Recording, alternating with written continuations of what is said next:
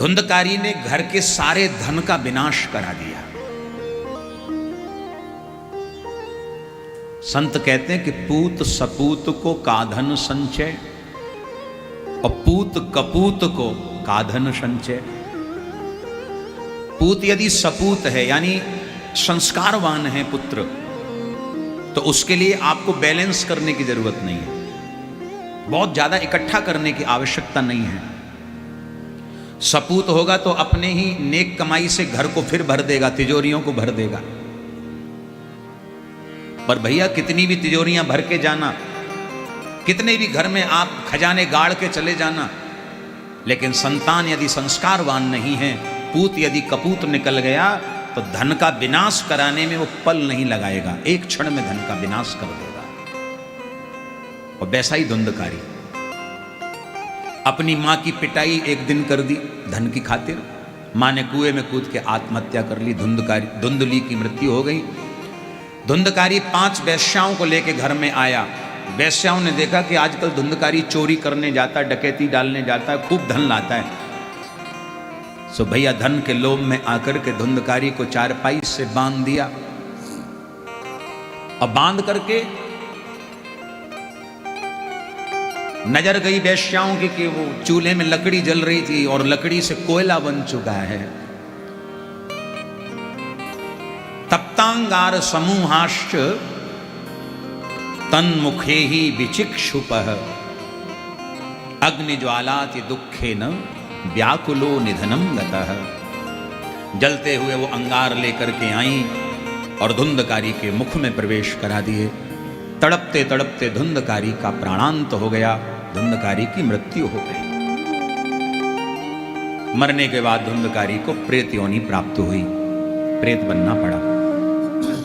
गया तीर्थ में जाकर के श्री गोकर्ण जी ने अपने माता पिता के नाम से, अपने पितरों के नाम से और अपने भाई के नाम से पिंडदान किया कि मुक्ति हो जाए। देखो मैं एक निवेदन करूं, हम भगवान की पूजा करते हैं, वृंदावन भी आते हैं, गंगा यमुना स्नान भी करते हैं, कथा भी श्रवण करते हैं, लेकिन मेरा ऐसा मानना है कि इन सबको करते करते समय समय पर अपने पितरों का भी पूजन करना चाहिए।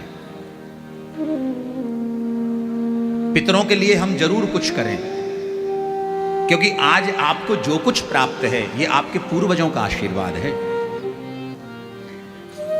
पूर्वजों से ही तुम्हारी पहचान है। कोई पूछता भैया ये कौन से परिवार के हैं, तो तुम्हारे दादाजी का नाम लिया जाता है, परदादा का नाम लिया जाता है कि भाई वो उनके परिवार के हैं। तुम्हारी पहचान तुमसे नहीं है, तुम तो अभी नए हो, लेकिन तुम्हारी पहचान तुम्हारे पिताजी से, तुम्हारे दादाजी से, दादाजी के पिताजी से।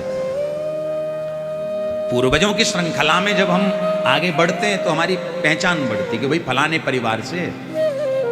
तो जिन दादाजी ने, जिन परदादा ने, जिन पिता ने हमारे लिए इतना कुछ किया, जिनके वंश में हम जन्मे, जिनका खून हमें, तो अपने पितरों के लिए अवश्य ही हम भागवत कथा करवाएं, गया जी में जाकर के श्राद्ध करें, पिंडदान करें, ताकि हमारे पूर्वज हमेशा पितृलोक से हम सबको आशीर्वाद देते रहें, हमारे घर में सुख समृद्धि रहे, शांति रहे।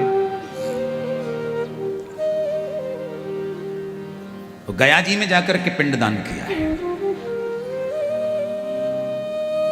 लौट करके जब आए हैं श्री गोकर्ण जी अपने घर में, तो रात्रि में धुंधकारी का भयानक स्वरूप दिखाई दिया।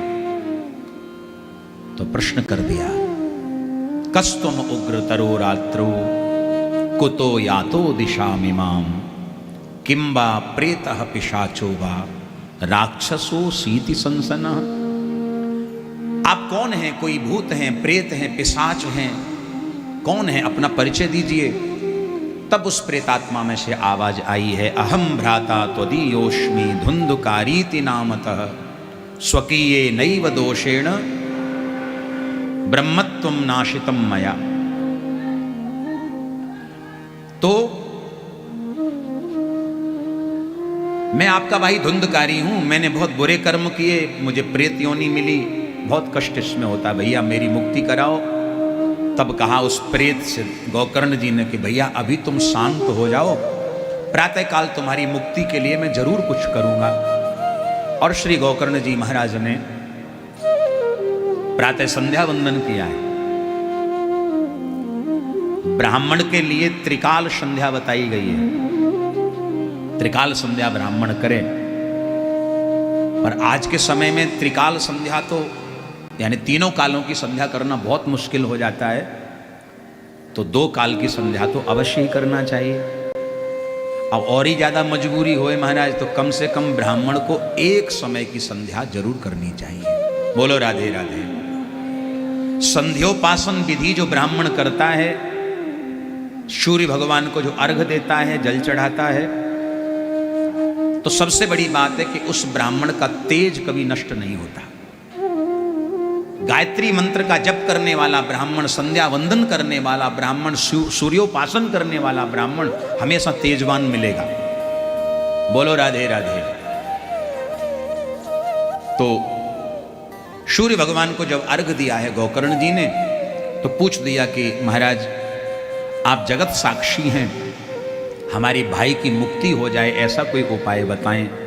तब श्री सूर्य भगवान कहते हैं, श्रीमद्भागवतान मुक्ति ही सप्ताहम वाचनम कुरु इति ही सूर्य वचः सर्वई धर्म रूपम तु विश्रुतम। अगर तुम्हारे भाई को श्रीमद् भागवत सप्ताह कथा श्रवण करने को मिल जाए तो उसकी मुक्ति निश्चित हो जाए।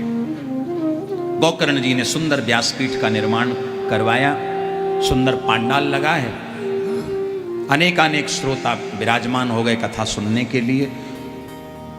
और गोकर्ण जी ने कथा का शुभारंभ किया।